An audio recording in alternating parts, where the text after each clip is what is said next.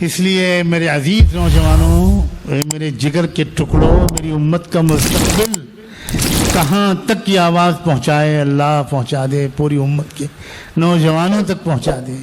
خدا کے بندو، اپنے دامن کو پاک رکھو، اپنے دامن کو بے داغ رکھو۔ یہ اللہ نے جو انرجی تمہارے اندر رکھی ہے، یہ انرجی یہ ضائع کرنے کے لیے نہیں ہے، یہ کسی دوسرے لڑکے کو چہرے کو دیکھنے کے لیے نہیں ہے، یہ اللہ کے دیدار کا شوق اپنے اندر پیدا کرو۔ اگر تم نے دوسرے حسینوں کو دیکھنا ہی اپنا شعار بنایا تو اللہ کے دیدار سے محروم رہو، محروم رہو۔ ساری دنیا کے حسینوں کا حسن جس حسن مجسم نے پیدا کیا، اس سے بڑھ کر بھی کوئی حسن ہو سکتا ہے دنیا؟ کیا وقت ہوگا جب جنت میں تمام جنتیوں کو اللہ تعالیٰ جمع فرمائیں گے۔ ہم نے دنیا میں بہت سے اجتماعات دیکھے اور سنے ہیں، اللہ اس اجتماع میں شرکت کی بھی توفیق عطا فرما کہ جنت میں اجتماع ہوگا۔ بیان کس کا ہوگا؟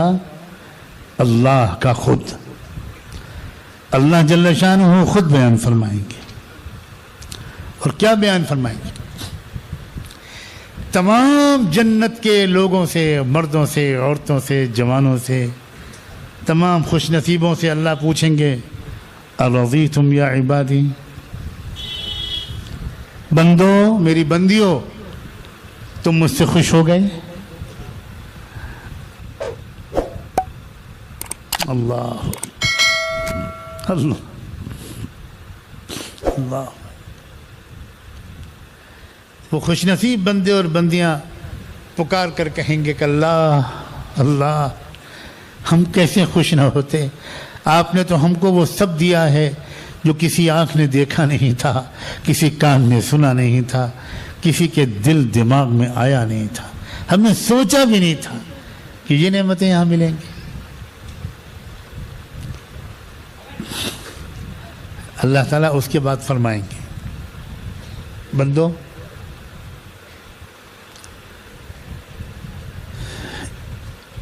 ابھی ایک نعمت باقی ہے۔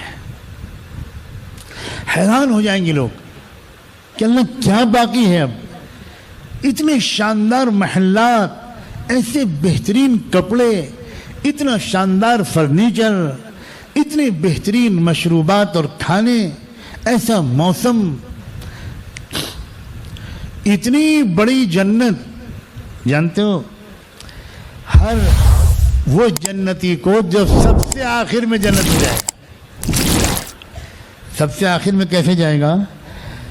بہت سے جنتی وہ ہوں گے جو بے حساب و کتاب جائیں گے، بہت سے جنتی وہ ہوں گے جو حساب و کتاب کے بعد جائیں گے، بہت سے جنتی وہ ہوں گے جو برسوں، ہزاروں، لاکھوں سال جہنم میں جلائے جانے کے بعد جائیں گے۔ وہ بھی جنتی ہوں گے کہ جب جہنم میں چلے جائیں گے، اللہ ہم میں سے ان میں سے ایک بھی ہم شامل نہ ہوں، تب اللہ تبارک و تعالیٰ ایک ایک کو نکالنے کا حضور کی دعاؤں کو سن کر حکم کریں گے۔ کہ جو سب سے آخر میں جو انسان جنت میں جائے گا، وہ بیچارہ کھڑا ہوا دروازے پر گھبرائے ہوا کہ اب تو سب لوگ پہلے ہی جا چکے، جگہ تو بھر گئی ہوگی، اب میں کدھر جاؤں؟ تو اس سے اللہ تعالیٰ کی طرف سے پیغام ملے گا کہ جس دنیا سے تم آئے ہو، اس دنیا کے 10 گنا بڑی جنت تمہارے لیے لکھی گئی ہے، انتظار میں ہے، جاؤ۔ حضور فرماتے ہیں سب سے آخر میں جو انسان جنت میں جائے گا، اس کو اتنی بڑی جنت ملے گی۔ تو یہ ساری نعمتیں دے دینے کے بعد اللہ تعالیٰ پوچھیں گے، تو بندے کہیں گے کہ اللہ اب تو سب مل گیا، اب کیا باقی ہے؟ تو اس وقت اللہ فرمائیں گے نہیں، ابھی ایک نعمت باقی، بلکہ 2 نعمتیں باقی۔ پھر اللہ اعلان فرمائیں گے اليوم احل علیکم رضوانی فلا اسخط علیکم ابدا، آج میں اپنی خوشی کا لباس تم کو پہناتا ہوں، آج کے بعد اب سمجھو مطمئن ہو جاؤ کبھی ناراض نہیں ہوں گا میں تم سے. ہمارے علماء نے لکھا ہے, اکابر نے بتایا کہ یہ کہنے کی ضرورت اللہ کو کیوں محسوس ہوئی. ایسا لگتا ہے کہ اللہ تعالیٰ اپنے بندوں اور بندیوں کے دلوں میں جھانک کر دیکھ رہے ہوں گے. وہ دنیاوی زندگی اللہ کے خوف میں گزار کر آئے ہیں, تو ابھی تک ان کے دل میں کہیں نہ کہیں دھڑکا لگا ہوا ہے کہ کہیں کسی وقت جنت میں ہم سے کوئی ایسی غلطی نہ ہو جائے کہ ہم اس نعمت سے محروم کر دیے جائیں. تو اس پرانے خوف کے اثرات کو نکالنا اللہ اپنی شفقت کا تقاضا سمجھیں گے اور کہیں گے بندو اب مطمئن ہو جاؤ, کبھی مجھ سے میں تم سے ناراض نہیں ہوں گا. ختم. کیونکہ اگر انسان کو بہت عیش کے سامان بھی مل رہے ہوں لیکن دل میں دھڑکا لگا ہوا ہو کہ پتہ نہیں کب چھن جائے تو اس کا مزہ کرکرا ہو جاتا ہے. تو اللہ تعالیٰ یہ اطمینان دلائیں گے. دوسرا انعام اس سے بھی بڑا, وہ یہ کہ بندوں اور بندیوں, میں جانتا ہوں کہ تم غیب میں مجھے دیکھے بغیر مانتے چلے آئے. میرے سورج کو دیکھا, میری گواہی دی. میرے چاند کو دیکھا, میری گواہی دی. آسمان اور زمین کو دیکھا, میری گواہی دی. میرے قرآن کو پڑھا, میری گواہی دی. میرے نبی کو دیکھا اور سنا, میری گواہی دی.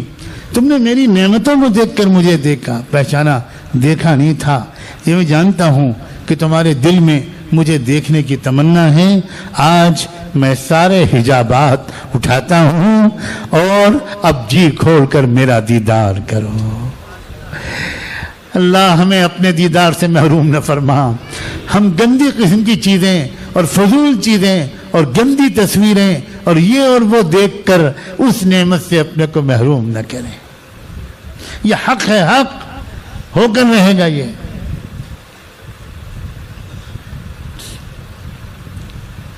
ہمارے گھروں میں جنت کے تذکرے نہیں ہوتے. یاد کرو آپ کے گھر میں کب ایسا ہوا ہو کہ کسی بچے نے پوچھا ہو کہ امی آپ کیوں رو رہی ہیں.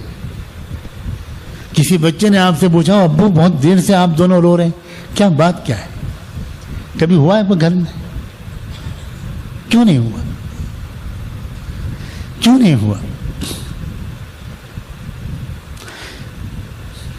مائیں وہ ہوتی تھیں جن کی تہجد میں سسکیاں رو کر سن کر 4-4 3-3 سال کے بچے اٹھ جاتے تھے, اور روتا ہوا دیکھ کر بچہ کیسے پڑا رہے گا بستر پر, وہ لپک کے جاتے تھے, امی امی آپ کیوں رو رہی ہیں, امی آپ کے پیٹ میں درد ہو رہا ہے, امی میں ابو کو جگاؤں. اور ماں بیچاری بچے کو کہتی تھی بیٹا تو سو جا سو جا, کچھ نہیں میں بالکل ٹھیک ہوں. اب ماں کہتی امی آپ رو رہی ہیں میں سو جاؤں, یہ نہیں, یہ کیا معاملہ کیا ہے, آپ بتائیے کیوں رو رہی ہیں.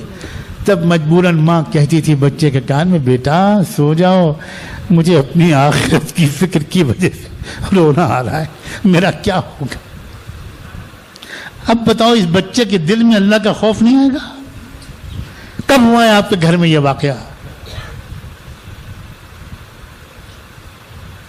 غفلتوں کے پردے پڑ گئے ہمارے اوپر, غفلتوں کے پردے پڑ گئے.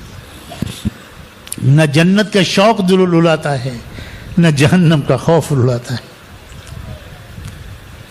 سب سے ہلکے درجے کا عذاب صحیح بخاری کی روایت کے مطابق جس جہنمی شخص پر کو ہوگا, اللہ کے رسول بیان کرتے ہیں, وہ سب سے ہلکے درجے کی سزا یہ ہوگی کہ ہمیشہ ہمیشہ کے لیے اس کو کھڑا کیا جائے گا اور اس کے پیروں کے نیچے جہنم کے انگارے رکھ دیے جائیں گے اور اس پر وہ کھڑا رہے گا, اس کو ہلنے کی اجازت نہیں ہوگی, اور اس کے اثر سے اس کے سر میں اس کا دماغ اس طرح کھولے گا جیسے تمہاری ہانڈیوں پر, تمہاری چولہوں پر تمہاری ہانڈیاں ابلتی.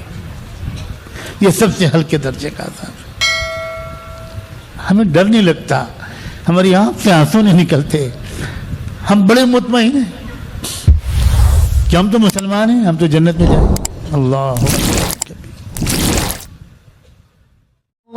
لا إله إلا الله لا إله